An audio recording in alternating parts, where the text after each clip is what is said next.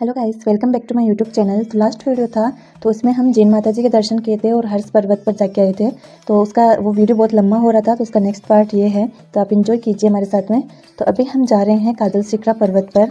तो काजल शिखरा पर्वत पर जाने के लिए हम सीढ़ियों से भी जा सकते हैं और आजकल ये रोपवे की व्यवस्था की गई है, तो यहाँ से केबल कार से जा सकते हैं।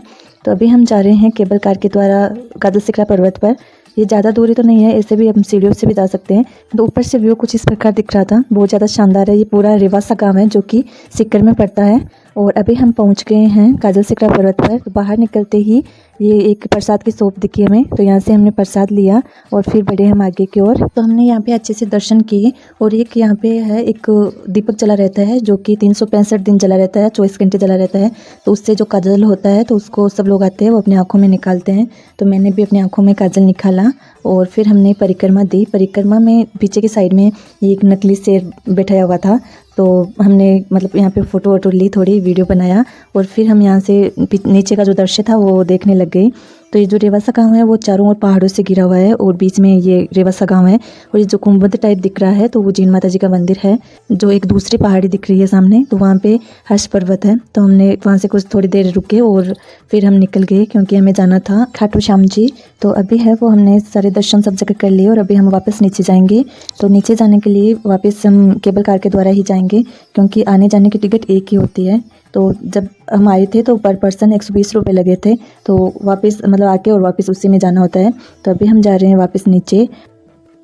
तो जस्ट काजल शिखरा पर्वत से नीचे आते ही हमें ये सारे बर्तन वगैरह सारे दिखे, तो हम यहाँ से कुछ कुछ लेने लग गए क्योंकि कहीं मेले में कुछ ऐसे जाते हैं तो मतलब कुछ ना कुछ तो ले ही लेते हैं। तो ये एक हमने ली, परात वगैरह कुछ ऐसी है।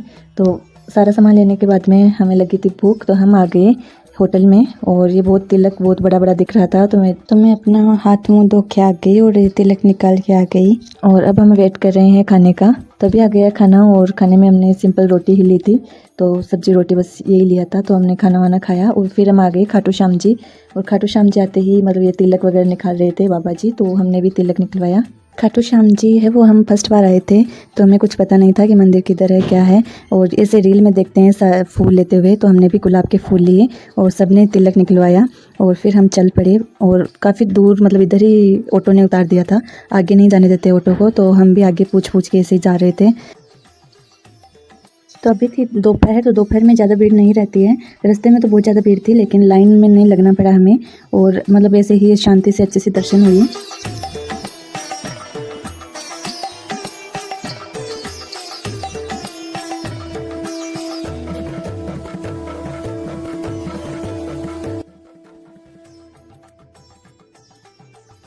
तो खाटू श्याम जी के अच्छे से दर्शन होने के बाद हम निकल पड़े वापस घर की ओर। तो अभी हम ऑटो से जा रहे हैं और गाड़ी तक, और गाड़ी से फिर जाएंगे घर की ओर।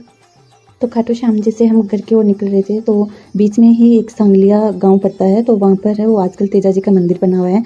तो हमने सोचा क्यों ना लगे हाथ तेजा जी महाराज के भी दर्शन कर लिए जाए। तो अभी हम रुके हैं तेजा जी के मंदिर में।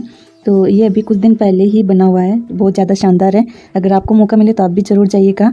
और ये तेजा जी महाराज की मूर्ति हुई बनी हुई है जो घोड़े पे बैठे हुए हैं।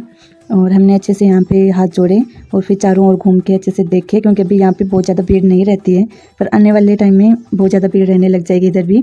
तो हम वो यहाँ पे कुछ फ़ोटो वोटो ली, कुछ वीडियो बनाए और फिर है वो हम जाएंगे घर की ओर। और वीडियो कैसा लगा आप कमेंट सेक्शन में ज़रूर बताएं। अगर वीडियो पसंद आए तो please like share and subscribe ज़रूर कीजिएगा। Thanks for watching.